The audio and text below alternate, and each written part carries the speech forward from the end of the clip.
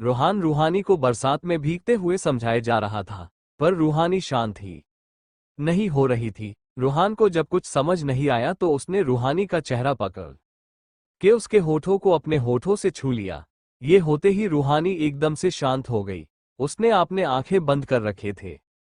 रूहानी की सांस जैसे घुटने लगी। वो समझ नहीं पा रही थी आखिर ये क्या हो रहा था, पर रूहान उसके होठों के पास आकर बहुत सुकून से था। रूहानी ने रूहान को धक्का दिया और उसे कांपते होठों से भीगे चेहरे से देख रही थी। उसकी आंखों में सवाल थे, पर रूहान बस उसे सुकून भरी नजरों से देख रहा था। रूहानी बिना कुछ बोले वहां से भाग गई।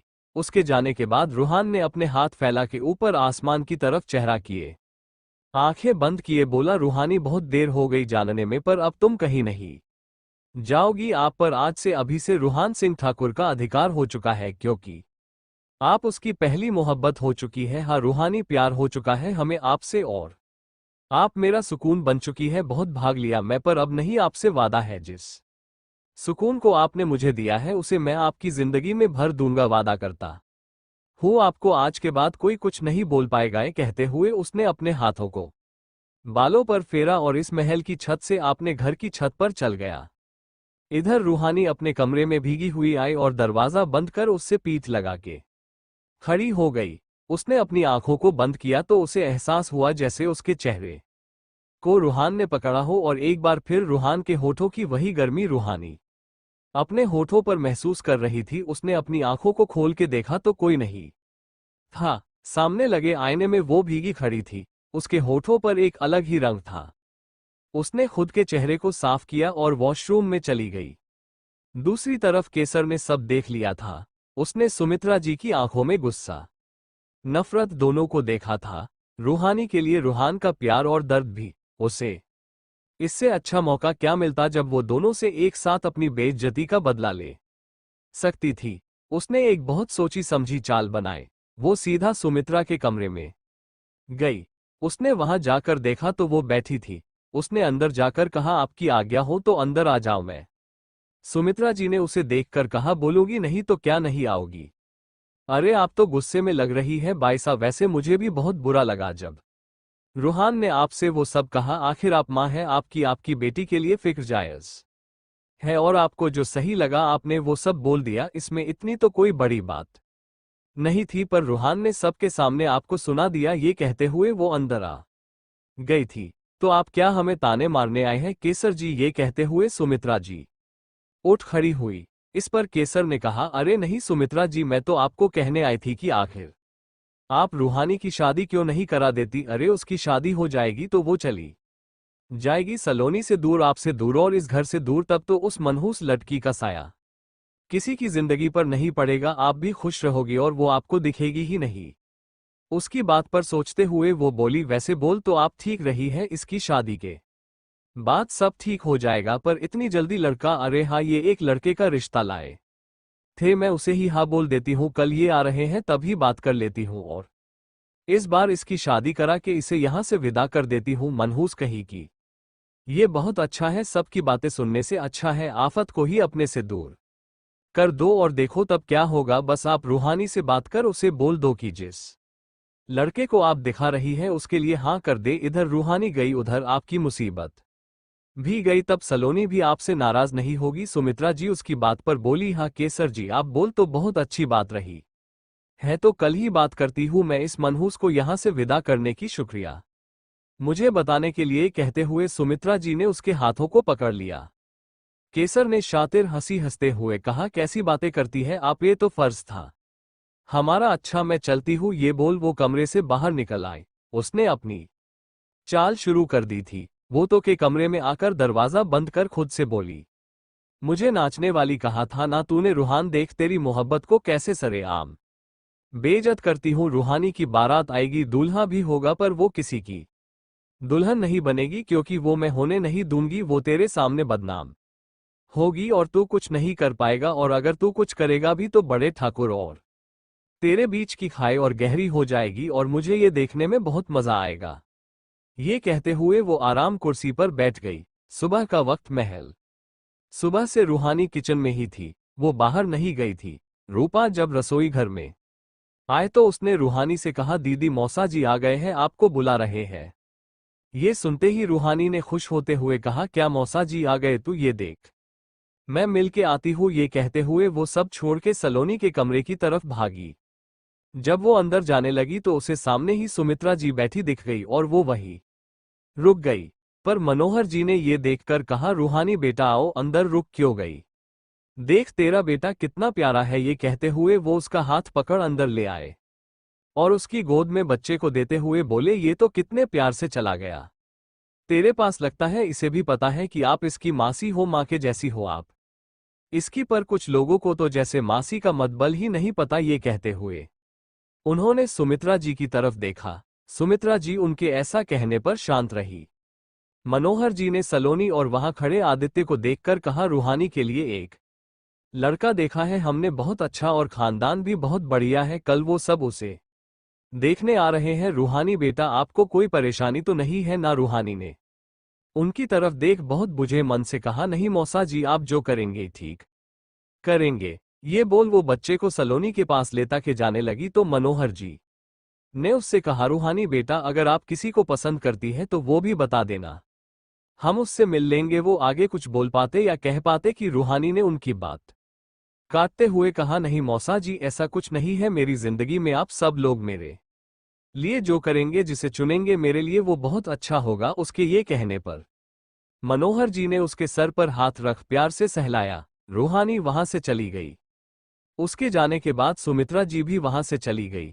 जब वो बाहर गई तब सलोनी ने मनोहर जी पूछा, पापा इसके बारे में एक बार माँ से बात कर लेना, उनकी राय भी ले लीजिएगा, जो भी है तो आखिर हमारी है। सलोनी के कहने पर मनोहर जी बोले, अरे इस लड़के की बात मैं आपकी माँ से बहुत पहले ही कर चुका हूं, पर पहले उन्हें कोई फर्क नहीं पड़ा। उन्होंने मुंह भी खोला तो गंदा ही बोला। मैं भी रूहानी की पढ़ाई को देख रुक गया, पर कल रात उन्होंने ही मुझे कहा कि उन्हें बुला लो। और सच मानो सलोनी बेटा, तो रूहानी के लिए ये अब अच्छा होगा कि उसकी शादी हो जाए। वो अपने पति के घर में खुश रहेगी। कम से कम आपकी मम्मी के ताने तो नहीं सुनना होगा। आदित्य ने ये सुन कहा, आप ठीक बोल रहे हैं पापा, वैसे भी लाडो की शादी अब कर देनी चाहिए। वो लोग बात कर रहे थे पर सलोनी के मन में कुछ और ही था। वो तो कुछ और ही सोच के बैठी थी, पर मनोहर जी के इस फैसले पर वो चुप रही। इधर रूहानी अपनी कमरे में आए और बिस्तर बैठी मनोहर जी बातों को सोचने लगी। उसे कल रात रूहान का इस तरफ उसके पास आना याद आ गया। उसने खुद को खुद की बाहों में लेते हुए समेट लिया। क्या हो रहा है ये कान्हा जी? एक तरफ ये मौसा जी और दूसरी तरफ वो सब जो मैं कुछ दिनों से महसूस कर रही हूं। क्यों आखिर ठाकुर साहब इस तरफ पास आ गए? उन्होंने कुछ सोचा क्यों नहीं? अच्छा होगा कि मुझे मौसा जी की बात मानकर यहां से चले जाना चाहिए। ये सा कहते हुए उसने अपनी आंखों को बंद कर लिया। दूसरी तरफ जब सुमित्रा जी कमरे में आए तो खुश होते हुए खुद से बोली, अच्छा हुआ मैंने इनसे कल रात ही बात कर लिया, नहीं तो पता नहीं क्या होता। चलो अब कल वो लोग इसे देखकर चले जाएं और पसंद हो के पर जल्दी ही मैं इसे निपटा दूं। जाए ये यहां से मनहूस कही किए। कहते हुए उसने अपने दोनों हाथों को मसल दिया। दोपहर का वक्त महल सोम के कमरे में सुनंदा जी और सोम अकेले बैठे बातें कर रहे थे। सुनंदा ने सोम से कहा, तुम कुछ करो। सोम कही, ये रूहान यही ना रुक जाए, देख रही हो काफी दिन हो गया है इसे यहाँ रुके, महीना खत्म होने को आ रहा है, ये तो जाने का नाम ही नहीं ले रहा है। इसे वापस भेजो, कहीं बाप बेटे में सब ठीक ना हो जाए। इस पर सोम ने अपनी माँ से कहा, आप फिक्र मत करो माँ, इस बार कुछ ऐसा होने वाला है कि आप सोच भी नहीं सकती। या तो रूहान बचेगा नहीं, या फिर इस बार बड़े पापा उसे खुद निकाल देंगे और उसके साथ उस रूहानी को भी घर से बेइज्जत कर के निकालना है। बहुत हो गया इन दोनों का मेरे रास्ते में आना। और अब कुछ अपने परिवार को आगे बढ़ाने की बात सोचो। आप इस खानदान के आप सब से बड़े बेटे हैं। कितना बार आपको समझाया कि अच्छे से रखो उसे और अच्छा बर्ताव करो, पर तुम्हें तो जैसे सुनाई ही नहीं देता। कुछ भी करो, पर मुझे अब एक वारिस चाहिए जो तुम्हारे बाद इस घर की गद्दी को देखे। आदित्य से तो ये उम्मीद भी लगाना छोड़ दिया, उसे जैसे कुछ नहीं पड़ी ही नहीं है। अपने बेटे को भी वो अपने जैसा ही बनाने वाला। आप ही खुद की बुद्धि खोल के सोच ले कि आपको क्या करना है। इसमें मैं क्या करूं जब आपकी बहू ही किसी काम की नहीं है? आपने तो एक ऐसी औरत मेरे सर मर दी जो मुझे बाप का सुख ही नहीं दे सकती है। मैं ऊब चुका हूं उस औरत से। ये बोल वो उठा खड़ा हुआ। मुझे तेरा बेटा चाहिए, अब तू देख ले क्या करेगा। ये बोल सुनंदा वहां से चली गई। उसके निकलने के बाद रानी ने उसे जाते हुए देखा। रानी ने सब कुछ सुन लिया था। जब वो लोग बातें कर रहे थे तब वो वहीं खड़ी होकर सब सुन रही थी। उसने खुद से कहा, सोमजी, कमी मेरे अंदर नहीं आपके अंदर है, और आपने कितने आराम से कह दिया कि मैं गलत हूं, पर मुझे लगता है अब वक्त आ गया है कि सब हमारे रिश्ते का सच जाने। ये कहते हुए रानी ने अपने बहते हुए आंसुओं को साफ किया और वहां से चली गई। रात का वक्त महल सभी डाइनिंग टेबल के पास बैठे खाना खा रहे थे। खाने की बीच में मनोहर जी ने कहा, बड़े ठाकुर साहब, आपसे एक बात करनी थी, इजाजत हो तो कहो। उनकी बात पर बड़े ठाकुर ने कहा, जी। मनोहर जी बोले, क्या बात है?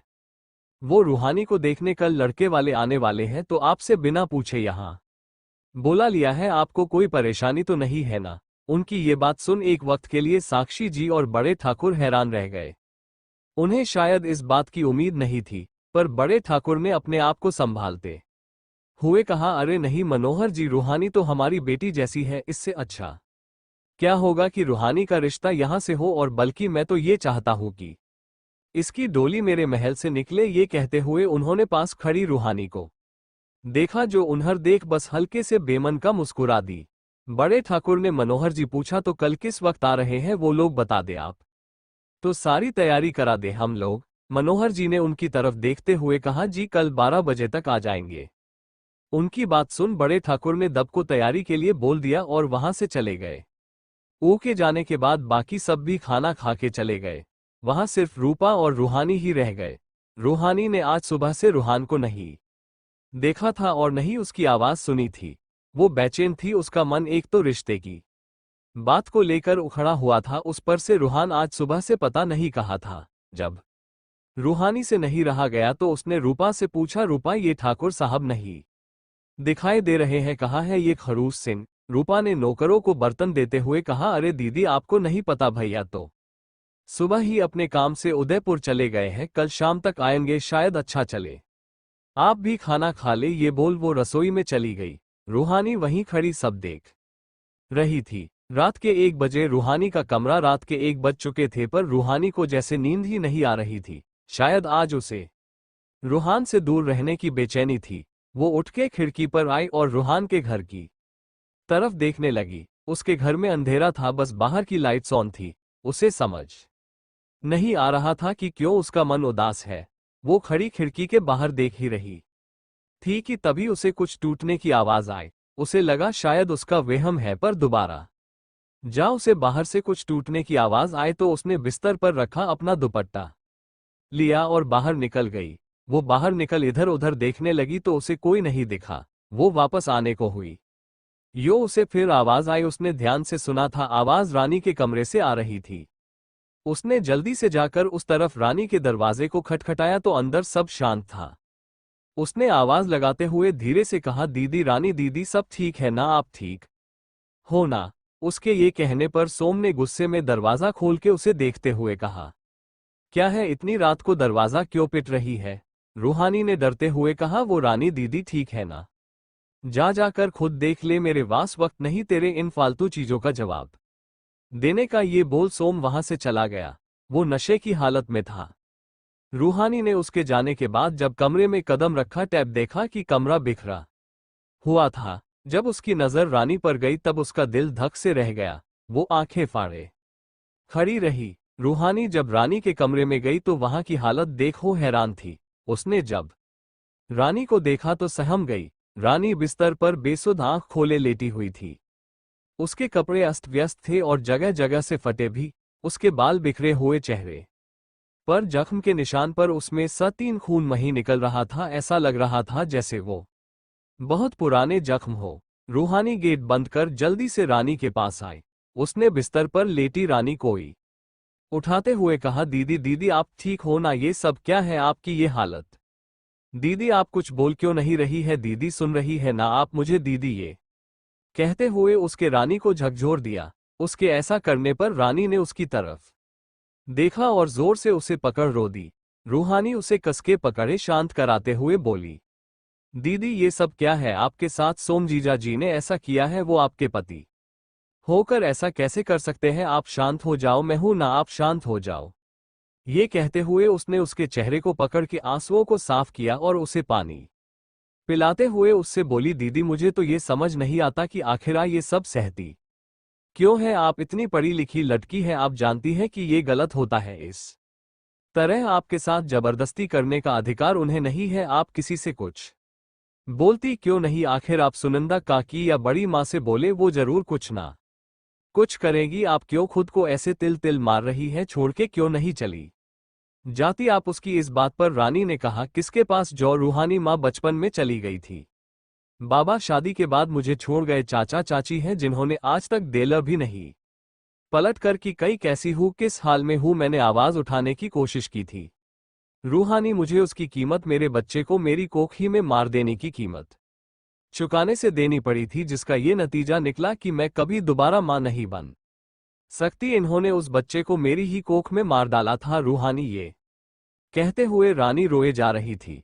रूहानी ये सब सुनकर हैरान थी। रानी ने उसे देखते हुए कहा, अच्छा है रूहानी कि तुम्हारे पास बाप नहीं है। अगर बाप ऐसा होता है तो मैं भगवान का शुक्रिया करती हूं कि तुम्हें तुम्हारा बाप नहीं दिया। ऐसा मर्द जो आपने बच्चे को मार डाले, ऐसा बाप जो अपनी बेटी को समाज के डर से छोड़ के भाग जाए, ऐसे बाप से बिना बाप अच्छा है। ये बोल के वो वापस से रोने लगी। रूहानी बैठी उसके दर्द को सुने जा रही थी। आंसू तो रूहानी की आंखों में भी था। उसने रानी को देखते हुए कहा, दीदी आप इन सब के बारे में बड़े पापा से क्यों नहीं बात करती हैं? क्यों चुप है? आप किस चीज का डर है? अगर आप नहीं बोल पा रही है तो मैं आज अभी इन सब चीजों को बड़े पापा को बताऊंगी। ये कहते हुए वो उठ के जाने लगी तो रानी ने उसका हाथ पकड़ लिया और उसे रुकते हुए बोली, आपको हमारी कसम रूहानी, जो आपने किसी से भी ये बोला बस ये समझ लो हम नहीं बता सकते, हम मजबूर हैं। आप कभी किसी से कुछ मत कहना और अच्छा होगा कि तुम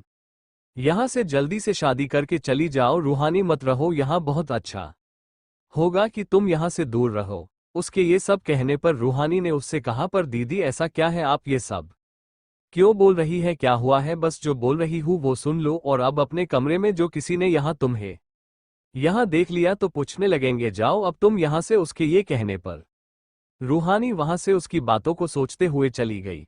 रूहानी अपने कमरे में आई और सोचने लगी और खुद से बोली, मुझसे भी ज्यादा तो रानी दीदी की जिंदगी में है, फिर भी वो कितनी हिम्मत से अपनी जिंदगी को जी रही है। मुझे भी अब मौसा जी की बात को मान लेना चाहिए। बोल वो लेट गए पर उसकी आंखों से नींद गायब थी। वैसे भी सुबह होने में सिर्फ कुछ वक्त ही रह गया था। रूहानी अपने ही ख्यालों और सोच में डूबी हुई थी। सुबह का वक्त, सुबह से महल में तैयारी हो रही थी रूहानी को देखने आने वाले मेहमानों के लिए। मनोहर जी ने नौकरों से सब बोल दिया था कि उन्हें क्या बनाना था और क्या नहीं। इधर सलोनी ने रूहानी के लिए कुछ कपड़े और गहने भेजवा दिए थे, जिसे लेकर रूपा उसके कमरे में आए। देखा तो रूहानी टेबल के पास रखी कुर्सी पर बैठकर खिड़की से बाहर देख रही थी। रूपा ने अंदर आते हुए उससे कहा, दीदी आप बैठी हो, अभी 11 बज गए हैं, तैयार नहीं होना है क्या? चले जल्दी तैयार ही। और ये देखिए छोटी भाभी ने आपके लिए ये कपड़े और गहने भेजे हैं, इसमें से पसंद कर लो एक और जल्दी तैयार हो। रूपा ने देखा रूहानी उसकी बात और कुछ नहीं बोल रही थी, वो तो बस एक टक बाहर देखे जा रही थी। उसे ऐसे खोया हुआ देखकर रूपा ने उसे कंधे से हिलाते हुए कहा, दीदी कहाँ खोई हो? और आप ये रूहान भैया के घर की तरफ क्या देख रही है? चले तैयार हो उठे। उसके ये कहने पर रूहान बेमन से उठकर बिस्तर के पास आए और वहां रखे कपड़ों में से एक कपड़ा चुन के उठा लिया और उसे लेकर वॉशरूम में चली गई। पता नहीं इन्हें क्या हुआ, खैर छोड़ो। बोल वो गहने निकालने लगी। दूसरी तरफ सलोनी बैठी अपने रूम में सोचे जा रही थी। उसे खामोश देख आदित्य ने कहा, क्या हुआ सलोनी, आप इतनी शांत क्यों हैं? तबीयत तो ठीक है ना? इस पर सलोनी ने उससे कहा, कुछ नहीं, बस ये सोच रही थी कि क्या लाडो के लिए ये रिश्ता ठीक होगा। पता नहीं भैया आदित्य जी, हमें लगता है कि लाडो इस शादी के लिए सिर्फ पापा की वजह से तैयार हुई है। आपको पता है जब आप यहां नहीं थे तब हमने रूहान भैया और रूहानी को जब साथ में देखा तो ऐसा लगा जैसे दोनों में कुछ तो है। रूहान भैया बहुत खुश थे रूहानी के साथ, और यहां तक कि हमने ये भी देखा कि भैया रूहानी की फिक्र भी करते हैं। आपने देखा था ना परसों रात को कैसे वो रूहानी के लिए मां से लड़ गए, जबकि आज तक वो किसी के लिए नहीं बोले है। वो आगे कुछ बोल पाती इससे पहले ही आदित्य ने उसकी बात को बीच में काट दिया और उससे बोला, सलोनी, ये आप बहुत ज्यादा सोच गई है। रूहान और किसी लड़की के लिए ऐसा कुछ कभी महसूस नहीं कर सकता। रूहानी उसे कहती है ना, खड़ूस सिंह तो वो वही है। रूहान करेला ही, वो मिठाई से भी मीठी। हमारी रूहानी से प्यार नहीं कर सकता। देखा नहीं कैसे उसकी बातों पर गुस्सा हो जाता है। वो आप कुछ मत सोचो, बस शांति से आराम करो, उसके कहने और सलोनी ने सोचना छोड़ दिया। रूहानी को तैयार करा कि जब रूपा उसे सलोनी के कमरे में लाई तो उसने देखा साक्षी जी वही बैठी थी। साक्षी जी रूहानी को देखते हुए बोली, बहुत प्यारी लग रही हो रूहानी बेटा, किसी की नजर ना लगे। और ये बोल उन्होंने उसकी नजर उतार दी। सलोनी ने भी उसे देखकर कहा, बहुत प्यारी लग रही है आप। वो ये बोल ही रही थी कि तभी एक नौकर ने आकर कहा, बड़ी ठकुराइन, मेहमान आ गए हैं, आपको नीचे बुलाया गया है। ये सुनते ही साक्षी जी ने कहा, अच्छा चलो मैं आती हूं। उनके ये कहने पर नौकर चला गया। साक्षी जी ने रूपा की तरफ देखकर कहा, रूपा तो रूहानी को कुछ देर बाद ले आना, मैं चलती हूँ। ये बोल वो भी चली गई। रूहानी के दिल में बहुत घबराहट थी। उसने आंखों में बंद कर ना जाने क्यों मन में रूहान का नाम लिया। उसे बेचैनी हो रही थी, पता नहीं, पर उसे कुछ गलत लग रहा था। इधर उदयपुर में रूहान अपनी डील विनय जी से पूरी कर चुका था और सारी चीजों को ठीक करा के और फैक्ट्री के कंस्ट्रक्शन का काम बिल्डर को देकर वो निकल रहा था। रूहान जब गाड़ी में बैठा था तो उसके दिल में एक अजीब सी हलचल हुई। उसने अपना फोन निकाला और रख नंबर मिला दिया। रिंग जा रही थी पर किसी ने उठाया नहीं। रूहान ने कॉल कट कर उसमें लगी रूहानी की फोटो को स्क्रॉल कर देखा। एक दिन हो गया आपको देखे, पता नहीं क्यों ऐसा लग रहा है जैसे आपको मेरी जरूरत है, जैसे कुछ गलत हो रहा है। बस आप ठीक हो। अजीब बात है ना, हमें भी किसी की फिक्र है। ये जान के हमें खुश हंसी आती है, पर अब क्या करें, हम आ रहे हैं आपके पास। ये वो सोच ही रहा था कि तभी किसी का कॉल आया और उसने कॉल रिसीव कर कहा, हेलो है, बोलो क्या हो रहा है, सब ठीक है ना। उधर से एक आदमी ने उससे क्या कहा ये नहीं पता, पर उसकी बात से रूहान गुस्सा भी था और परेशान भी। उसने फोन कट किया और खुद से बोला, बहुत गलत कर रहे हैं आप। लगता है अंदाजा नहीं आपको कि किससे मुसीबत मोल ली जा रही। चलो देखे, हम भी कहाँ तक टिक पाते हैं। ये कहते हुए उसने गाड़ी की विंडो से बाहर देखा। शाम का वक्त महल। रूहानी लड़कों वालों के सामने बैठी थी।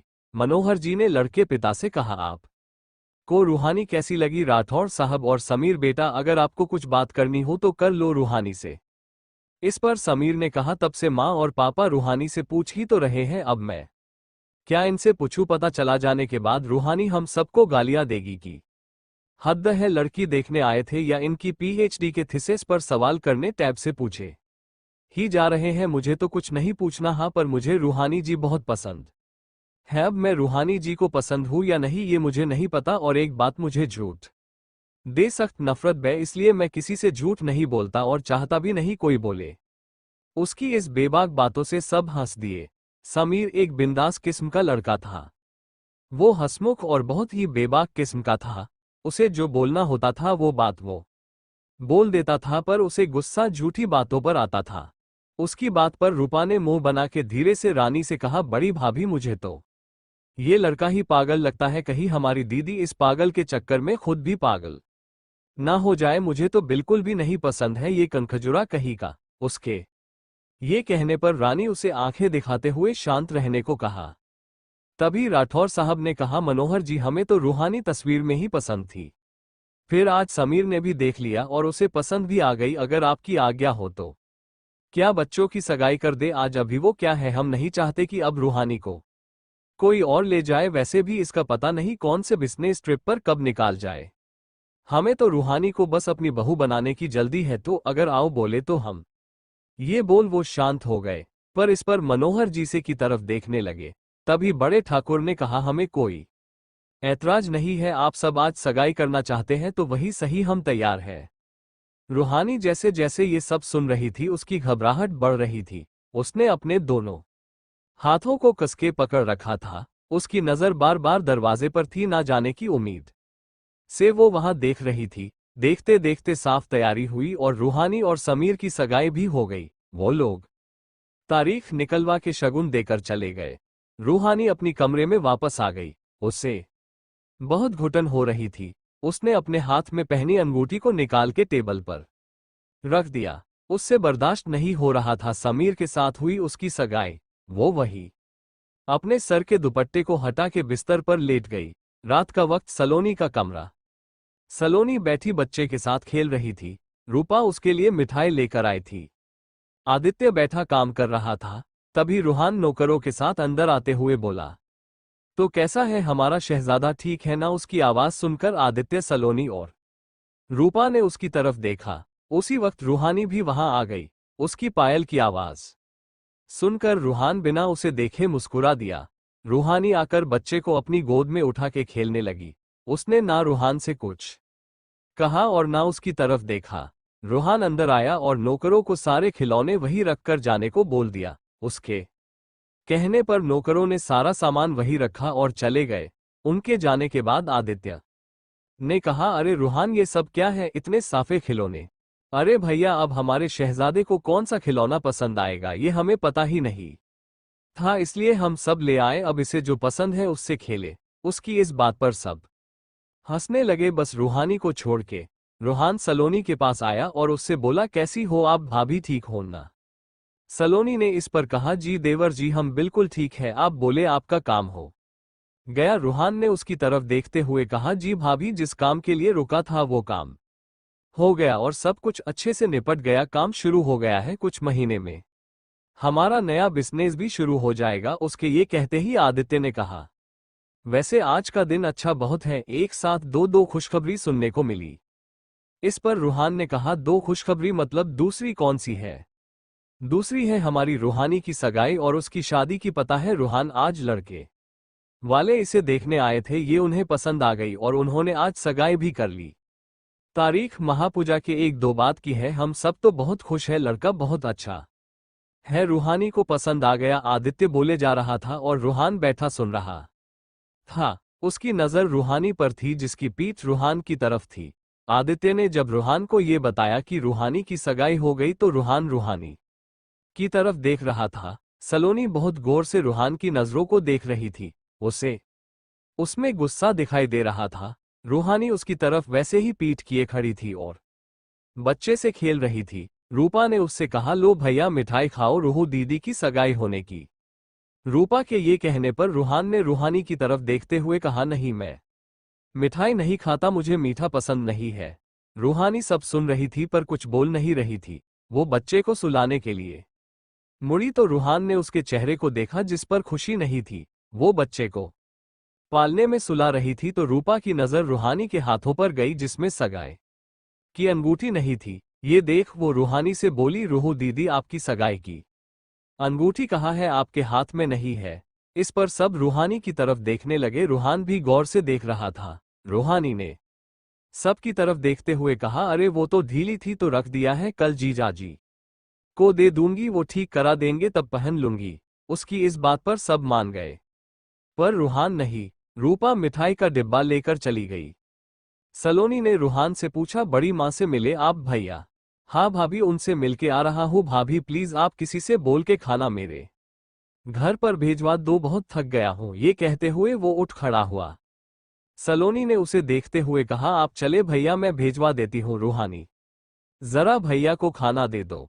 रूहानी ने ये सुनकर चली गई। रूहान भी अपने घर पर चला गया। उन दोनों के जाने के बाद सलोनी सोच में पड़ गई। तभी बच्चे ने रोना शुरू कर दिया तो सलोनी का ध्यान बच्चे पर आ गया और वो उसे चुप कराने लगी। इधर रूहान अपने कमरे में रखे सोफे पर बैठा था। शर्ट की बाजू फोल्ड थी, मुंह ऊपर कर रखा था। तभी उसके कानों में पायल और चूड़ियों की आवाज गई। उसने आंखों को बंद कर लिया। रूहानी खाने की थाली लेकर बाहर हॉल में आई और सामने की टेबल पर रख के जाने लगी तो रूहान ने कमरे से आवाज देते हुए उससे कहा, खाना अंदर कमरे में ले आओ। रूहानी उसके कहने पर रूहानी खाने की थाली अंदर ले गई और उसके सामने टेबल पर रख दी। रूहान पानी की गिलास हाथ में लिए बैठा था। रूहानी उसे बिना देखे वापस जाने लगी तो रूहान ने हाथ में पकड़ा हुआ कांच का ग्लास हाथ में ही गुस्से से तोड़ दिया। ग्लास के टूटने की आवाज सुन रूहानी घबरा के पीछे मुड़ी और उससे बोली, ठाकुर साहब। वो ये कहते हुए उसके पास आए तो रूहान ने उसका हाथ पकड़ के सोफे पर खींच लिया। वो आकर उसकी बाहों में गिर गई। रूहान के हाथ को कुछ नहीं हुआ था, गिलास हाथ में नहीं लगा था, पर शायद उसके सीने में कुछ चुभ रहा था जो उसकी आंखों में साफ दिखाई दे रहा था। रूहान उसके ऊपर आते हुए बोला, बहुत गुस्सा है मेरे जहन में इस वक्त जो मेरे बर्दाश्त से बाहर हो रहा है। रूहानी, आपकी सगाई हो गई, हमें बताया भी नहीं आपने। रूहानी ने उसकी तरफ देखते हुए कहा, मौसा जी को लड़का पसंद था, उन्होंने कहा तो करना पड़ा उसकी इस बात पर। रूहान ने उसकी तरफ झुकते हुए कहा, मतलब आपको वो लड़का नहीं पसंद? और मौसा जी होते कौन है आपकी जिंदगी का फैसला करने वाले? रूहानी उसके पास आने से घबरा रही थी, उसके गुस्से से उसे डर लग रहा था। वो डरती हुई आवाज में बोली, मौसा जी मेरे पिता की तरह है, उनका हक है, वो मेरे लिए कोई भी लड़का चुन सकते हैं और उनकी बात मैंने कभी नहीं टाली। रूहान ने उसके करीब जाते हुए कहा, आपने अंगूठी निकाल दी जबकि एक दिन भी नहीं हुआ है आपकी सगाई को। क्यों? रूहानी सिमटते हुए बोली, बताया तो कि वो ढीली थी, छोड़ो मुझे ठाकुर साहब।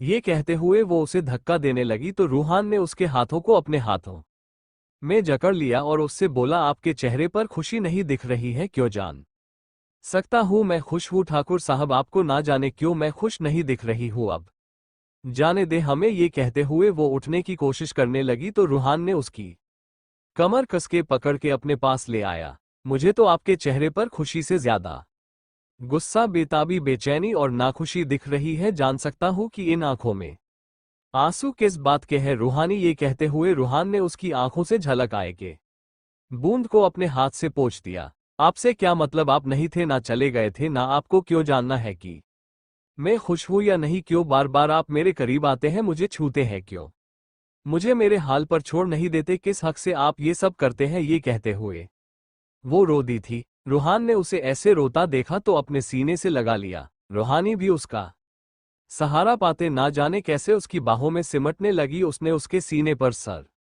रखे हुए कहा, क्या करती मैं? बोले आप? मौसा जी ने कहा मुझे कि ये लड़का उन्हें पसंद है, मैं कैसे उनकी बात ना मानती? उन्होंने बचपन से मुझे पिता का प्यार दिया है, मेरे लिए मासी जी से ही नहीं दुनिया से भी लड़ गए हैं, कैसे उनका सर नीचे होने देती? पता नहीं क्यों मेरी नजर हर वक्त दरवाजे पर थी, ना जाने किसका इंतजार था हमें, पर फिर जैसे आस टूट गई, ऐसा लगा हमें बस अब हम यहां से जाना चाहते नहीं चाहिए। मासी के ताने नहीं सुनना, उनके मुंह से कुछ भी अब नहीं चाहते हैं, और कुछ अब हम ठाकुर साहब बहुत दूर रहना चाहते हैं। इन सबसे वो बोले जा रही थी और उसके आंसू रूहान की शर्ट को भिगो रहे थे।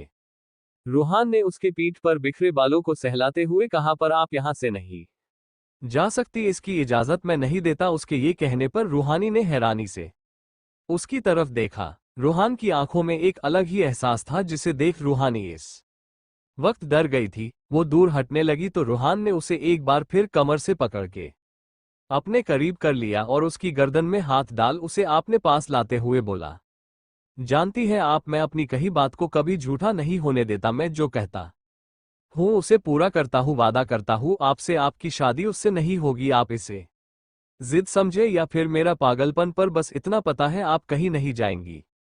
रूहानी उसकी बात से घबरा रही थी, उसकी पकड़ उसके शर्ट पर कसती जा रही थी। उसने घबराई हुई नजरों से उसे देखते हुए कहा, आप ऐसा कुछ नहीं करेंगे जिससे मेरे मौसा जी या मेरी दीदी की बेइज्जती हो? आपको मेरी कसम, आप ये शादी होने देंगे?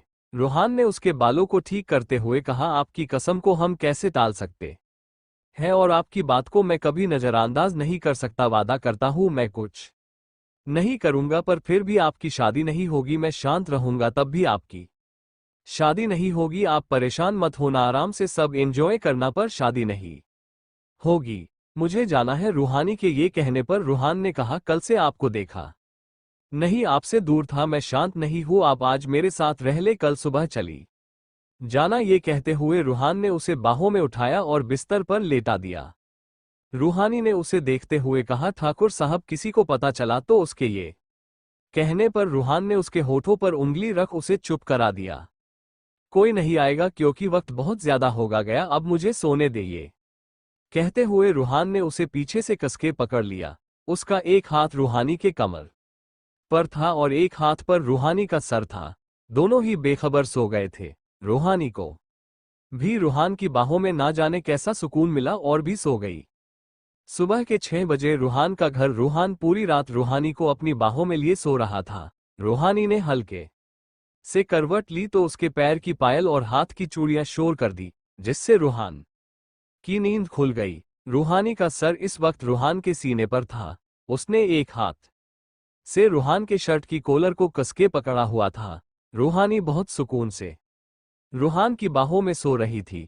बगीचे से आ रही ठंडी हवा से रूहानी को ठंड लग रही थी। वो रूहान में सिमटते जा रही थी। रूहान ने उसके चेहरे से बालों की लटों को हटा के उसका चेहरा देखा। बहुत शांत था रूहानी का चेहरा। उसने अलसाए आंखों से रूहानी को देखा और उसके चेहरे को पकड़कर अपने पास लाने लगा। रूहानी उसकी ऐसी हरकत से नींद में परेशान हो रही थी। उसने कसमसाते हुए कहा, सोने देना। रूहान उसके मासूम से चेहरे में कहीं खो रहा था। उसने रूहानी के चेहरे को और पास लाया और उसके गुलाबी होठों के थोड़ा बगल में अपने होठों से छू दिया और धीरे से बोला, गुड मॉर्निंग रूहानी। उसके ऐसा करते ही उसकी आवाज सुनते ही रूहानी ने अपनी आंखों को खोल के देखा तो वो रूहान के बाहों में थी। उसने धक्का देकर रूहान को दूर किया और उठ के बिस्तर से नीचे खड़ी हो गई।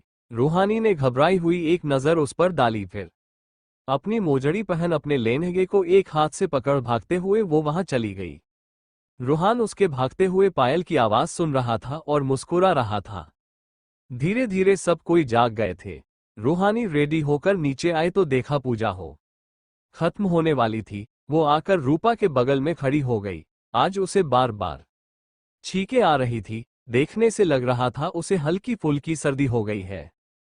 साक्षी जी ने सबको प्रसाद देते हुए उसके पास आए तो रूहानी जोर से छींक दिया और नाक सिकोड़ते हुए बोली, सॉरी बड़ी माँ, कोई बात नहीं, लगता है आपको सर्दी हो गई है, चले हम आपको काढ़ा बना के देते हैं। ये बोल उसने रूपा को पूजा की थाल मंदिर में रखने को दे दिया।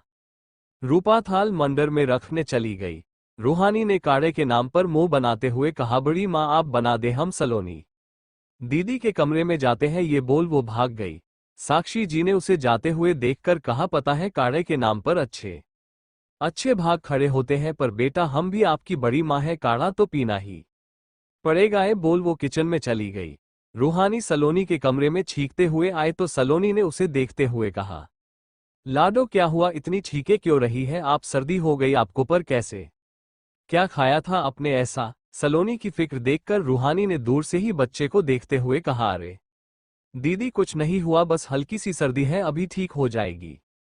आदित्य ने इस पर सलोनी से कहा, आप ज्यादा फिक्र मत करें, वो बच्ची नहीं है, जब देखो थानेदारनी बन के पूछने लगती हो। उसकी इस बात पर रूहानी हंसने लगी। रूपा भी साक्षी जी का बनाया हुआ काढ़ा लेकर अंदर आते हुए बोली, लो रोहू दीदी, बड़ी माँ ने आपके लिए काढ़ा भेजा है, लो इसे पिलो। रूहानी उसे देखते हुए कहा, अरे इसे यहां भी भेज दिया बड़ी माँ ने, मैं इससे भाग के आई थी और ये यहां भी आ गया। उसकी बात पर सलोनी और रूपा हंसने लगी। वो लोग हंस ही रही थी कि तभी रूहान भी उसके कमरे में आया। उसने जैसे कुछ बोलने के लिए मुंह खोला कि उसे भी छींकें आने लगी। इस पर सब उसकी तरफ देखने लगे। रूहानी भी उसे घूर के देखने लगी। आदित्य ने उसे छींकते हुए देखा तो उसी बोला, क्या बात है रूहान, तुम्हें भी छींकें आ रही है, ऐसा क्या हो गया तुम्हारे साथ। रूहान ने उसकी बात सुनकर सलोनी के पास बैठकर रुमाल लेकर छींकते हुए कहा, तुम भी से क्या मतलब है और किसे छींकें आ रही है, उसका ये कहना था कि तभी रूहानी ने वापस से छींक दिया। इस पर आदित्य ने कहा, हमारी लाडो को बड़ी माँ ने तो इसके लिए काढ़ा भेजा है, आप बोलो तो आपको भी दे दे।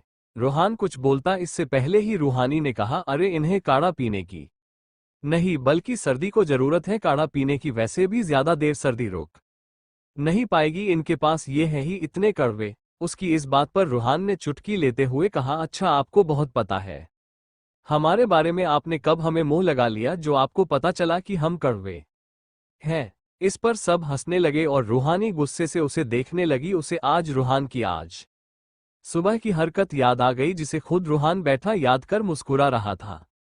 आप जो बोलते और करते हैं ना, उससे ही पता चल जाता है ठाकुर साहब की आप कैसे हैं। ये बोल रूहानी गुस्से में बाहर जाने लगी तो सामने आते किसी से टकरा गई। उस शख्स ने उसे पकड़ लिया। सब ये देख घबरा गए पर रूहानी बच गई थी। उसने जब उस शख्स को देखा तो सामने समीर खड़ा था जो उसे देखकर मुस्कुरा रहा था। रूहानी समीर की बाहों में खड़ी थी। समीर उसे देखे जा रहा था। रूहान की नजर दोनों पर थी। सलोनी और बाकी सब भी उसे देख रहे थे। तभी रूपा ने कहा, अरे रूह दीदी, आप ठीक हो ना? ये बोल वो उसके पास आए तो समीर रूहानी से दूर खड़ा हो गया। रूपा रूहानी को वापस से सलोनी के पास ले आई। समीर भी सलोनी के कमरे में आ गया। उसने सलोनी को देखकर कहा, हाय ब्यूटीफुल लेडी, और ये आपके लिए। उसके इस अंदाज पर आदित्य और रूहान दोनों उसे घूर रहे थे। ये देखकर समीर ने कहा, अरे आदित्य जी, डोंट वरी, ये मेरी बड़ी बहन की तरह है, आप चिंता मत करो। बस इनसे फर्स्ट टाइम मिल रहा था तो इम्प्रेशन अच्छा हो तो इसलिए बस इस पर आदित्य ने जबरदस्ती वाली मुस्कान दे दी उसे। सलोनी ने तो मुस्कुरा के फूल ले लिया। पर रूहान के बगल में खड़ी रूपा ने धीरे से कहा, कहे का इम्प्रेशन पहले से ही लंगूर लगता है, अब क्या जता रहा है कि मैं सच में वही हूं? उसके ये कहने पर रूहान मुंह पर छींकने के लिए रखी रुमाल के अंदर से हंस रहा था।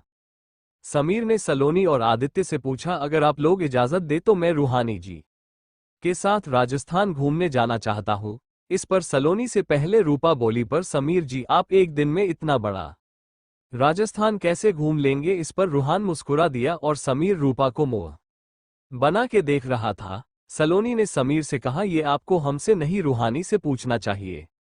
इस पर समीर ने कहा, रूहानी जी, वो इतना ही बोल पाया था कि रूहानी ने उसकी बात बीच में ही काटते हुए कहा, माफ करे समीर जी, पर मुझे स्कूल जाना है और उसके बाद अपने कॉलेज। फिर पंडित जी आ रहे हैं आज शाम को मुन्ने के नामकरण का मुहूर्त निकालने, और आज मेरी तबीयत भी थोड़ी खराब है तो आज तो हम कहीं ना जा सकते, फिर कभी देखेंगे। अच्छा बाय, मुझे देर हो रही है तो मैं जाती है। ये बोल रूहानी बिना समीर की बात सुने चली गई। समीर हैरान होकर उसे जाते हुए देख रहा था। रूपा ने उसके जाने के बाद कहा, वो तो चली गई, आपको भी काम होगा, जाए करे आप, और अब छोटी भाभी को आराम करने दे। उसके ये बोलने पर समीर उसे घूर के देखने लगा। उसने सलोनी से बाय कहा और बाहर आ गया आदित्य के साथ। रूहान जब बाहर आया तो आदित्य ने समीर को उससे मिलवाते हुए कहा, समीर, इनसे मिलो, ये है हमारे भाई रूहान सिंह ठाकुर। उसका नाम सुन समीर ने कहा, मतलब वो रूहान सिंह ठाकुर जो इस वक्त बिजनेस की दुनिया का बादशाह कहलाया जा रहा है? उसके ये कहने पर रूहान ने उससे कहा, जी वही रूहान सिंह ठाकुर जिसके सामने अभी तक कोई बिजनेसमैन टिकने की हिम्मत नहीं कर पाता। वैसे आप समीर राठौड़ हैं, सही कहा ना मैंने? राठौड़ कंस्ट्रक्शन के मालिक के बेटे। मिलके खुशी हुई मुझे, ये कहते हुए उसने अपना एक हाथ उसकी तरफ बढ़ा दिया। समीर ने भी उससे हाथ मिला लिया। समीर और रूहान हॉल में बैठ के बातें करने लगे। आज रूहान घर पर ही था, उसे कहीं नहीं जाना था, पर आदित्य उन दोनों को बाय बोल वहां से अपने काम पर चला गया। दूसरी तरफ केसर कुछ और ही करने का प्लान बना रही थी। वो अपने कमरे में बैठी फोन पर कुछ देखते हुए बोली, क्या होगा रूहान सिंह ठाकुर जब तुम अपने पिता के सामने बेइज्जत होगे, जब ये तस्वीरें शादी के दिन समीर और उसके परिवार के सामने आएंगी। और समीर तो झूठ से सख्त नफरत करता है, बहुत मजा आने वाला है इन सब में। कल रात में रूहानी के साथ एक कमरे में, दिल्ली में तो आप एक घर में अकेले, कमरे में अकेले, और यहां तक कि रूहानी को किसी दूसरे के सामने अपनी पत्नी भी बना दिया तुमने। तुम्हें क्या लगा रूहान सिंह ठाकुर, मैं कोई अनाड़ी हूं या मैंने सिर्फ नाच गाना सीखा है? अब तुम जानोगे कि आखिर केसर चीज क्या है। बहुत बेइज्जती की है तुम दोनों ने। अब जब तुम दोनों की बेइज्जती होगी तब मैं देखूंगी और खुश होंगी। ये कहते हुए उसके होठों पर एक शातिर मुस्कान आ गई। केसर को जब ये पता चला कि रूहानी दिल्ली गई, वो भी रूहान के साथ, तो उसने अपना एल आदमी वहां भेज दिया था और उसने उसे कुछ तस्वीरें और सारी बात बताई थी। और कल पूरी रात रूहानी रूहान के कमरे में थी, ये बात भी उसे पता था, और अब वो इन सब का इस्तेमाल करने वाली थी, जिसके बारे में किसी को कोई खबर नहीं थी। शाम का वक्त, वैली पंडित जी हवेली आए हुए थे। सब लोग हॉल में बैठे थे और उनकी तरफ देख रहे थे। पंडित जी ने बड़े ठाकुर की तरफ देखते हुए कहा, बड़े ठाकुर, बच्चे के नाम करण के लिए कल का मुहूर्त बहुत अच्छा है, आप कहे तो कल की तारीख कर दो। ये बोल वो चुप हो गए। बड़े ठाकुर ने सबकी तरफ देखते हुए कहा, तो ठीक है, फिर कल ही मुन्ने का नामकरण कर देते हैं। तो आप सब तैयारियां शुरू कर दो, पंडित जी जो भी चाहिए वो आप हमारी रानी बहू को बोल दे, वो लिख लेगी। पंडित जी ने उन्हें देखते हुए कहा, ठीक है बड़े ठाकुर। ये कहकर पंडित जी रानी को सारा सामान लिखवाने लगे। मनोहर जी और सुमित्रा जी सारी तैयारियों को खुद देखने लगे। आखिर उनकी बेटी के बेटे का नामकरण था। रूहानी तो भाग के गई और सलोनी को खुशखबरी सुना दी। सलोनी ने ये सुनकर बहुत खुश थी। रूहानी ने बच्चे को गोद में लेते हुए कहा, अब आपको सब नाम से बुलाएंगे मेरे छोटू से ठाकुर साहब। कल आपका नामकरण होगा। आपको जो नाम अच्छा ना लगे हमें बता देना, हम वो नाम आपका नहीं रखेंगे, ठीक है। ये कहते हुए वो बच्चे को प्यार करने लगी। बच्चा भी उसकी प्यारी बातों से हंसे जा रहा था। सलोनी ये देख के खुश हो रही थी। वो लोग मुन्ने के साथ खेल ही रहे थे कि तभी रानी और रूपा दोनों साथ में अंदर चले आए। रानी ने बच्चे को लेते हुए कहा, आजा मुन्ना अपनी बड़ी माँ की गोद में। आपकी मासी ने बताया आपको कि आपका कल नामकरण होने वाला है, तो बताओ आप क्या पहनोगे। बड़ी माँ आपको खुद अपने हाथों से बना के देगी। रानी की बातों पर सब मुस्कुरा रहे थे।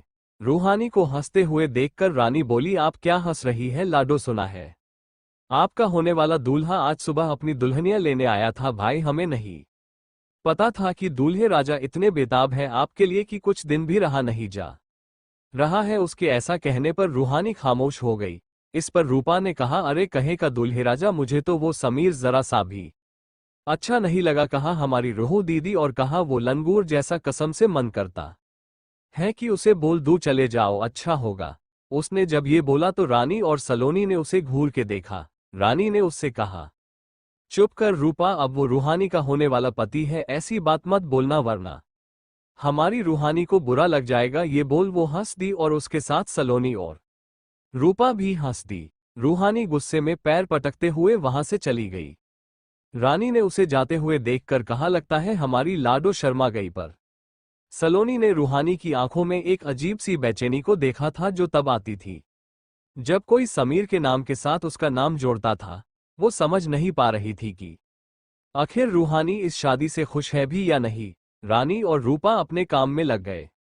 रात का वक्त हवेली रूहानी को खोजता हुआ सलोनी के कमरे में आ गया था, लेकिन उसने देखा कि रूहानी वहां भी नहीं थी। सलोनी ने उसे आया देख उससे बोला, देवर जी आए। आपको पता चला मुन्ने का कल नामकरण है, तो आपको भी कल यही रहना। वो ये बोल ही रही कि तभी रूपा ने अंदर आते हुए कहा, अरे दीदी, सिर्फ नामकरण ही नहीं है, कल कल रात में जश्न भी होगा और उसकी भी तैयारी चल रही है। अभी अभी बड़े मालिक ने कहा। उसकी बात सुन सब खुश हो गए। इस पर आदित्य ने कहा, अब तो तुम्हारा रहना और जरूरी हो गया है, कल कहीं गायब मत हो जाना। ये बोल वो हंस दिया। रूपा ने सलोनी से पूछा, भाभी आपका खाना ले आओ मैं। अरे देवर जी से पूछ ले पहले। रूपा, और ये रोहू कहाँ है, दिखाई नहीं दे रही है। खाना नहीं खाना है क्या। अरे भाभी आपको तो पता है जब दीदी गुस्सा होती है या रूठ जाती है तो जा कर वही अपनी जगह पर बैठ जाती है। अभी कुछ देर में आ जाएंगी, आप चिंता ना करो। ये लड़की भी ना शादी के बाद करेगी तो ससुराल वाले खूब सुनाएंगे, पता नहीं कब बड़ी होगी। ये बोलते हुए उसने रूपा से बोला कि जाए वो बुला लाए उसे। रूपा ये सुनकर चली गई। रूहान ने उसे जाते हुए देखा तो सलोनी से बोला, भाभी भैया मैं आता हूं, मुझे कुछ काम है। ये बोल वो भी चला गया। वो बाहर आए तो उसे सामने ही रूपा हवेली से बाहर जाते हुए दिख गई। उसने उसे पीछे से आवाज देते हुए कहा, रूपा सुन। तो उसके ये कहने पर रूपा रुक गई और पीछे मुड़ के बोली, जी भैया बोले, क्या बात है। रूहान उसके पास जाते हुए बोला, पहले माँ की दवाई उन्हें दे दे, कब से बोल रही है वो, और उस बड़बोली को मैं बुला लाता हूँ। वैसे है कहा वो बड़बोली। उसके पूछने पर रूपा ने उसे बात दिया। रूहान बाहर हवेली से निकल के रूहानी के पास चल दिया। इधर अंधेरे में रेत के टीले पर रूहानी शॉल ओढ़े बैठी हुई थी। वो अपनी सगाई को सोचे जा रही थी। यह समीर का साथ अच्छा नहीं लगता था। वो घुटन महसूस करने लगी थी। सगाई के बाद जब समीर का आसपास होना भी उसे अच्छा नहीं लगता था। इन सब सोच के बीच उसे रूहान का ख्याल आ गया। जब भी रूहान का ख्याल उसके ज़हन में आता तो एक अजीब सी बेचैनी उसे होने लगती थी। पर रूहानी ने ये देखा था उसे रूहान का साथ अच्छा लगता था। वो यही सब सोच रही थी कि तभी उसके बगल में रूहान आकर बैठ गया। रूहानी ने जब बगल में देखा तो उससे कहा, आप यहाँ, आप क्या कर रहे हैं यहाँ। रूहान ने सामने देखते हुए कहा, कुछ नहीं, आपको बुलाने आया था, भाभी बुला रही है। रूहानी दूर बंजारों को देखते हुए बोली, आप चले हम आते हैं। भाभी बोल रही थी कि आप गुस्सा हो जाती हो या रूठ जाती हो तो ऐसे घर से बाहर चली जाती हो बिना बताए। उसके ये कहने पर रूहानी ने उसकी तरफ देखते हुए कहा, और क्या कहा दीदी ने आपसे? ये भी कि ससुराल में ये सब नहीं चलेगा, वो लोग ताने दे दे के मार डालेंगे। रूहान की इस बात पर वो हल्के से मुस्कुराते हुए बोली, तानों की आदत हमें बचपन से है, आज तक तो नहीं मरे, अब कहाँ से मर जाएंगे हम ठाकुर साहब, इतने कमजोर भी नहीं है। ये कहते हुए रूहानी के चेहरे पर एक दर्द था जिसे रूहान देख सकता था। रूहानी उठते हुए बोली, चले ठाकुर साहब।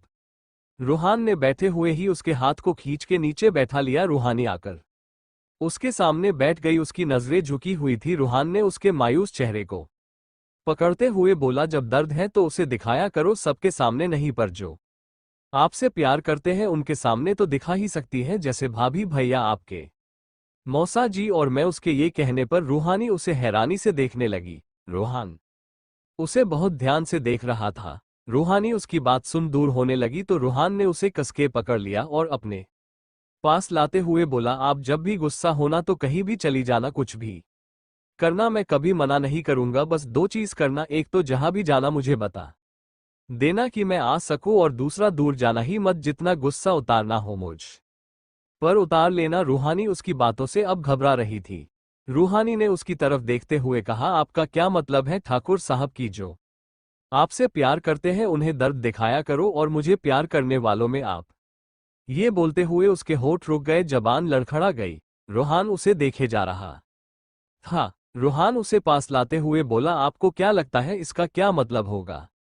रूहानी इस बार खामोश रही। रूहान ने अपनी आंखें बंद कर अपने माथे से उसके माथे को लगा लिया और धीरे से उससे बोला, रूहानी, आप रूहान सिंह ठाकुर की पहली और आखिरी मोहब्बत बन चुकी है। नहीं पता कैसे, बस बन चुकी है, कब हुआ ये भी नहीं पता, पर आपके साथ इस पत्थर दिल को सुकून मिलता है। आपकी शरारतें, आपकी कभी खत्म ना होने वाली बातें, और आपको सब कुछ हम अपनी जिंदगी में चाहते हैं और जानते हैं कि आपके दिल में भी यही है। रूहान बोल रहा था और रूहानी की आंखें बंद थी। वो बस खामोश सुने जा रही थी। रूहान ने रूहानी के चेहरे को करीब लाते हुए उसे अपने दिल की बात कह दिया था। रूहानी घबराई हुई सी खामोश उसकी बातों को सुने जा रही थी। याद है जब सिसोदिया जी की बहू ने आपको मेरी पत्नी के रूप में सजाया था, तब मैंने क्यों बोला था कि आप शांत रहे, कुछ ना कहे, क्योंकि मुझे आपको वैसे देख कर बहुत अच्छा लगा था। याद है जब आपने सारा के सामने मुझे अपना कहा था? मुझे बहुत अच्छा लगा था जब सारा ने आप पर हमला किया था, तब मेरी जान निकल गई थी। इतना गुस्सा था कि सारा के घर उसकी जान लेने पहुंच गए थे, पर उसके पिता की वजह से उसे छोड़ दिया था। लेकिन आपको दर्द देने के लिए मैंने उसे मौत का नजारा दिखा दिया था। आपको कोई देखता है तो सीने में जैसे आग सी लग जाती है, कोई छू ले तो मन करता है उसका हाथ उसके बदन से अलग कर दूं, मन करता है उसे जिंदा जमीन में गाड़ दूं। जब आपको कोई कुछ भी कहता है उसे मार डालूं, ये दिल करता है। आपकी मासी ने जब आपको उस दिन वो सब कहा तो मेरा हाथ बस इसलिए रुका क्योंकि वो भाभी की मां थी, वरना शायद उन्हें बताता कि रूहान सिंह ठाकुर की मोहब्बत को कुछ कहना क्या होता है। जब आप पास होती है तब सुकून होता है, नहीं देखता आपको तो बेचैन हो जाता हूं, आपके पास आते ही मैं शांत हो जाता हूं। आप मुझसे पूछती है ना कि कैसे पता चलता है बिना ये देखे कि आप है। आपकी ये पायल, ये चूड़ियां जो आपसे पहले आपके आने की बात बता देती है। रूहानी, तुमने इस तन्हा वीरान रहने वाले ठाकुर साहब की जिंदगी जीना सीखा दिया। मुझे आपकी आदत हो गई है और कुछ जानना है आपको। ये कहते हुए उसने रूहानी के चेहरे को अपने हाथों में ले लिया, जिसकी नजरें अभी भी झुकी हुई थी। रूहान ने उसके चेहरे को उठा के आपने सामने किया और उससे बोला, आप कुछ बोलेगी नहीं? रूहानी ने बिना उसकी तरफ देखे कहा, काफी वक्त हो गया है ठाकुर साहब, दीदी इंतजार कर रही होंगी, हमें चलना चाहिए। ये बोल वो दूर हटने लगी तो रूहान ने उसे कसके पकड़ा और रेत पर गिर गया। रूहानी उसके सीने पर थी और रूहान का हाथ उसकी कमर पर। वो घूम के रूहानी के ऊपर आया और उसे देखने लगा। रूहानी की नजर एक वक्त के लिए उसकी नजरों से मिली, उसके बाद उसने मुंह फेर लिया। ये देख रूहान ने उसके चेहरे को अपनी तरफ कर लिया और उससे बोला, प्यार करती हो ना हमें? रूहानी उसके बोलने पर खामोश रही। रूहान ने उसके हाथों पर अपनी पकड़ मजबूत किया, जिससे उसे हल्का दर्द होने लगा। रूहानी को देखते हुए रूहान ने फिर से पूछा प्यार करती है आप मुझसे इस बार? रूहानी ने बिना उसे देखे कहा मुझे नहीं पता और वैसे भी मेरी सगाई हो चुकी है। मेरा ये सब सोचना भी गलत है ठाकुर साहब, आप जो कर रहे हैं वो गलत है, इसलिए अच्छा होगा कि आप मुझसे दूर रहा करें। मैं किसी और की होने वाली पत्नी हूं, आपको अपने दायरे पता होनी चाहिए। रूहानी के इस बेरुखी भरे जवाब से रूहान को गुस्सा आ गया। उसने उसे कसके के पकड़ते हुए गुस्से में कहा गलत में नहीं, वो लड़का है, उसने मेरी मोहब्बत को मुझसे लेने की कोशिश की है। खैर मनाओ कि वो जिंदा है, वरना आपको देखने वाले का हश्र मैं बुरा कर देता हूं। ये आप देख चुकी है एयरपोर्ट पर, और अगर आपके दिल में मेरे लिए कुछ नहीं है तो कैसे आप मेरे साथ एक कमरे में मेरी बाहों में बेखौफ पूरी रात गुजार देती ही? रूहानी कैसे बताओ, कैसे आप मेरे सीने पर सर रख रो देती है? कैसे आप मुझसे जिद कर लेती है जो किसी से नहीं करती, यहां तक अपने मौसा जी से भी नहीं जो आपसे इतना प्यार करते हैं? कैसे आप खुद को मेरे साथ महफूज समझती है? क्यों ये नजरें आपकी सगाई के वक्त दरवाजे पर थी? किसका इंतजार था आपको? रूहानी मैं बताऊं किसका इंतजार था आपको? आपको मेरा इंतजार था कि मैं आओ रोक दूं ये सगाई, पर शायद मैं आ नहीं पाया।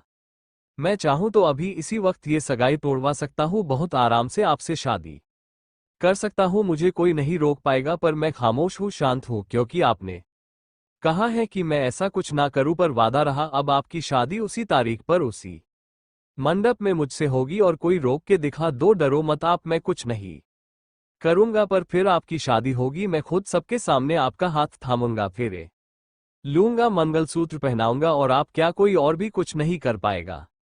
ये सब कहते हुए रूहान के चेहरे पर गुस्सा साफ झलक रहा था। रूहानी ने उसे धक्का दिया और उठ खड़ी हुई। उसने अपनी शॉल ली और वहां से चली गई। रूहान रेत पर लेटा उसे जाते हुए देख रहा था।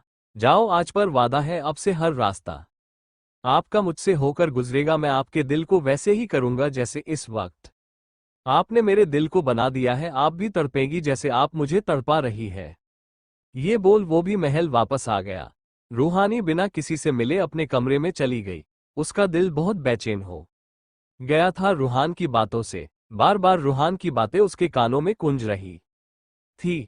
उसने परेशान होकर अपने कानों पर हाथ रख लिया और जोर से बोली, बस ठाकुर साहब ये सब झूठ है, आप दूर रहे हमसे। उसके ये बोलते ही रूपा दरवाजा खोल अंदर आए। देखा तो रूहानी काफी घबराई हुई थी। इतनी ठंड में भी उसके माथे पर हल्के पसीने की बूंदें थी।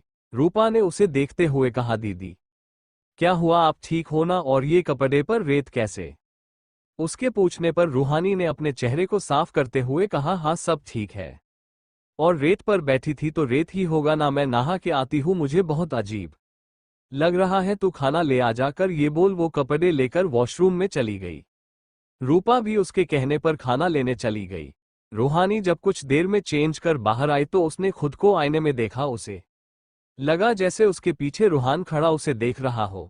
उसने पीछे मुड़ के देखा तो कोई नहीं था।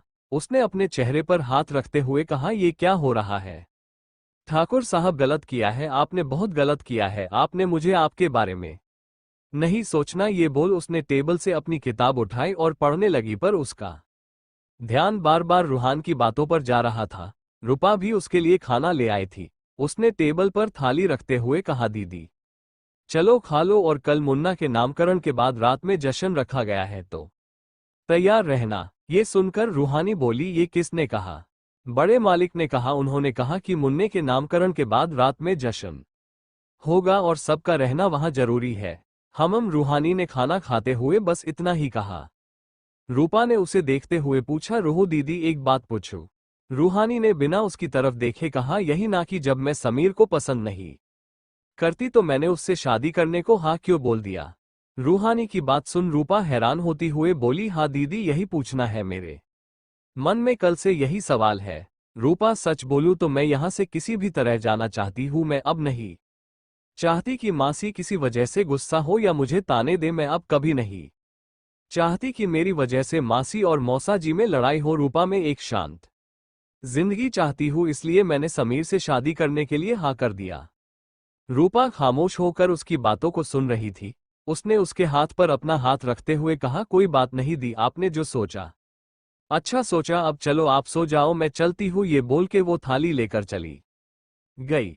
रूहानी भी उसके जाने के बाद गेट बंद कर आकर बिस्तर पर लेट गई। उसकी आंखों में नींदम दूर दूर तक नहीं थी। वो रूहान के पास आने को, उसकी बातों के मतलब को महसूस कर रही थी, समझना चाह रही थी। करवटों में ही उसकी रातें गुजर गई। सुबह का वक्त महल पंडित जी नामकरण के लिए आ गए थे। काफी लोग नामकरण में आए थे। घर के लोग भी सब आकर बाहर बैठे थे। रूहानी रूपा दोनों ही मिठाइयों को डब्बे में पैक कर रही थी। सलोनी अभी बच्चे को लेकर आई नहीं थी। साक्षी जी ने देखा कि वहां सब है लेकिन रूहान नहीं, तो उन्होंने रूपा को कहा, रूपा जा तेरे रूहान भैया को बोल जल्दी आए। ये सुन रूपा रूहान को बुलाने चली गई। रूहानी को रूहान का नाम सुन ना जाने क्या हो गया था। उसने अपना ध्यान मिठाई भरने पर लगा दिया। मनोहर जी ने समीर के घरवालों को भी बुलाया था। वो लोग भी समीर के साथ आ गए थे। रूहानी ये देखकर नौकरों को सारे डिब्बे ले जाकर किचन में रखने को बोल के वो भी किचन में जाने लगी। रूपा भी रूहान को बुला लाई थी। रूहान की नजर जब रूहानी पर गई तो उसने देखा वो किचन की तरफ जा रही थी। उसके लहंगे का दुपट्टा कमर से निकल के फर्श को साफ कर रहा था। रूहानी के हाथ में मिठाई का सिरा लगा था जिससे वो उसे ठीक नहीं कर पा रही थी। रूहान ने रूपा को जाने के बोलकर रूहानी की तरफ मुड़ गया। रूहानी ने नौकरों से सारे डिब्बे सलीके से रखवा के उन्हें भेज दिया। वो सिंक की तरफ गई और अपने हाथों को धुलने लगी। वो हाथ धूल जैसे टॉवल लेने बड़ी उसका दुपट्टा खींच गया। उसने पीछे मुड़ के देखा तो रूहान उसका दुपट्टा पकड़ के खड़ा था। रूहानी ने उसे अपने सामने देखकर कहा, आओ यहां, और ये मेरा दुपट्टा ऐसे क्यों पकड़ा है, छोड़े इसे। रूहान उसका दुपट्टा पकड़े आगे बढ़ने लगा। उसकी नजर रूहानी के चेहरे पर थी जिस पर इस वक्त थोड़ा गुस्सा था। रूहान उसके पास आते हुए बोला, आपकी आंखें सूजी हुई दिख रही है, थकी हुई लग रही है, ऐसा क्यों जान सकता हूँ? क्या आप सोई नहीं पूरी रात? ये बोलते हुए उसने दुपट्टे के कोने को उसके कमर में टाक दिया। उसके छूते ही रूहानी ने आंखों को बंद कर लिया। रूहान उसके चेहरे को देखे जा रहा था। उसके चेहरे पर आकर उसके बालों की लिटें उसे परेशान कर रही थी। रूहान ने उसके चेहरे से उसे हटाते हुए कहा, रात भर मेरे बारे में सोच रही थी आप? वैसे अच्छा है, खुद के दिल की बात आपको खुद पता चल जाएगा। मुझे जरूरत नहीं होगी आपको एहसास दिलाने की। इस पर रूहानी ने इस बार गुस्से में उसे धक्का देकर उसे दूर करते हुए कहा, नहीं ठाकुर साहब, मैं आपसे प्यार नहीं करती और ना करना चाहती हूं। मैं समीर जी से शादी करना चाहती हूँ, यहां से जाना चाहती हूँ और समीर के साथ जिंदगी बिताना चाहती हूँ। बस यही चाहती हूँ और कुछ जानना है आपको? ये बोल वो वहां से चली गई। रूहान वही खड़ा उससे गुस्से में जाते हुए देख रहा था। उसे बहुत गुस्सा आ रही थी। वो भी गुस्से में वहां से चला गया। पर कोई था जो ये सब सुन और देख चुका था, और वो थी केसर। केसर ने दोनों की एक अच्छी सी तस्वीर ली थी जिसे देखते हुए वो बोली, हाय कितने दर्द है रूहान सिंह ठाकुर, आपकी जिंदगी में आपको न बाप मिलेगा न मोहब्बत। ये बोल वो हंसने लगी। नामकरण की पूजा हो रही थी। सब बैठे थे। सलोनी आदित्य दोनों साथ में बैठे थे। सलोनी बच्चे को अपनी गोद में लिए बैठी थी। पंडित जी ने सबको देखते हुए कहा, इस बच्चे का पहला अक्षर श है तो आप सब इससे जुड़ा एक नाम रख दे। सबने एक एक करके नाम सुझाए। फिर रानी ने कहा, शौर्य कैसा रहेगा? इस पर सुमित्रा ने कहा, बेकार से नाम है, तुम अपने बेटे का रख लेना। ये बोलते ही रानी शांत हो गई। सलोनी को ये सुनकर बहुत बुरा लगा। उसने रानी की तरफ देखते हुए कहा, दीदी बहुत अच्छा नाम है, आपके बेटे का नाम शौर्य ही होगा। आज से इसका नाम शौर्य हुआ। पंडित जी ने उसके कहने पर नामकरण की विधि को पूरा किया। सलोनी ने मुन्ने को रानी को पकड़ा दिया। काफी देर बैठने से उसके कमर में दर्द होने लगा था। रानी ने बच्चे को संभाल के खिलाने लगी। सुमित्रा जी उसकी तरफ बढ़ ही रही थी कि मनोहर जी ने उनसे कहा, शांति से खड़ी रहो, नहीं तो कहीं मैंने मेहमानों के सामने तुम्हारी बेइज्जती की तो बहुत बुरा लगेगा तुम्हें, इसलिए खुद को शांत रख लो, नहीं तो मैं खुद अब नहीं रोकने वाला। उनके कहने पर सुमित्रा जी शांति से खड़ी हो गई। इधर रूहानी रूपा सभी मेहमानों को मिठाई के डब्बे देकर शाम के जश्न में आने को बोल रही थी। समीर भी रूहानी को देख उसके पास आ गया। हाय रूहानी, कैसी है आप? ये कहते हुए समीर उसके बगल में खड़ा हो गया। उसे देख रूपा ने मन में कहा, ये लंगूर से ज्यादा चिपकू है, जब देखो चिपकता रहता है। हद है, मतलब ये नहीं कि थोड़ा दूर रहे। कमाल का पागल चुना है दीदी ने भी ये बोल रूपा डिब्बे लेने किचन में चली गई। उधर रूहानी ने समीर को देखकर एक स्माइल किया। समीर ने उसे देखते हुए कहा, तो आप कल फ्री हैं क्या? मुझे आपके साथ बाहर जाना था, अगर आपको प्रॉब्लम ना हो तो। रूहानी ने उसकी तरफ देखते हुए कहा, मुझे मौसा जी से पूछना पड़ेगा, अगर वो हाँ बोले तो ही मैं जा सकती हूँ। उसके ये कहने और समीर ने उससे कहा, आप फिक्र ना करें, हम आपके मौसा जी से परमिशन ले लेंगे। रूहानी ने उसकी बात पर मुस्कुरा दिया। समीर ने उसे देखते हुए कहा, आप मेरे सामने ही नहीं बोलती हैं या आप हैं ही कम बोलने वाली? उसकी इस बात पर सलोनी ने उसके पास खड़े होते हुए कहा, अरे समीर बाबू ये मत बोले कि ये कम बोलती है, हमारी रूह बहुत बोलती है, इतना कि पूछो मत, पर ना जाने क्यों आपके सामने खामोश हो जाती है। ये बोल उसने रूहानी को कंधे से पकड़ लिया। रानी भी बच्चे को लेकर उसके पास चली आई। रानी ने समीर को देखकर कहा, तो दूल्हे राजा क्या खुसफुसर चल रही थी? दुल्हनिया से कहीं आज ही तो ले जाने का इरादा बना के तो नहीं आए हो? ये बोल वो हंस दी और उसके साथ सलोनी भी। समीर ने रानी को देखकर कहा, इरादा तो था पर अब हमने बदल दिया, अब इरादा आपको ही उठा के ले जाने का है, कहो तो ले जाए। ये सुन रानी समीर के बाजू पर मारते हुए बोली, चुप करे आप और चलिए खाना खा ले, और शाम को आ रहे हैं ना जश्न में? हाँ भाभी आ रहा हूँ। वो ये बोल ही रहा था कि तभी उसके पापा ने उसे आवाज दे कर बुलाया। मैं अभी आया, ये बोल वो अपने पापा के पास चला गया। रूहानी भी अपने कमरे में चली गया। उनके जाने के बाद रूहान आया तो सलोनी के पास आ गया। उसे देख सलोनी ने कहा, कहाँ थे आप भैया? मैंने कहा था ना कि आज फ्री रहना, पर तब भी आप नहीं रहे फ्री, ये तो गलत बात है। रूहान उसे देखते हुए बोला, सॉरी भाभी, एक अर्जेंट कॉल आ गई थी तो इसलिए देर हो गया। वैसे क्या नाम रखा इसका? रानी ने बच्चे को देखते हुए कहा, शौर्य सिंह ठाकुर। अरे वाह, ये तो बहुत अच्छा नाम है। ये कहते हुए उसने बच्चे को गोद में ले लिया और उसके साथ खेलने लगा। अब आप भी शादी कर लो ताकि आपके बेटे को भी हम खिला सके। रानी के ये कहने पर रूहान ने कहा, बहुत जल्द होने वाली है हमारी शादी भाभी जी। उसके ये कहने पर रानी और सलोनी उसकी तरफ हैरानी से देखने लगी।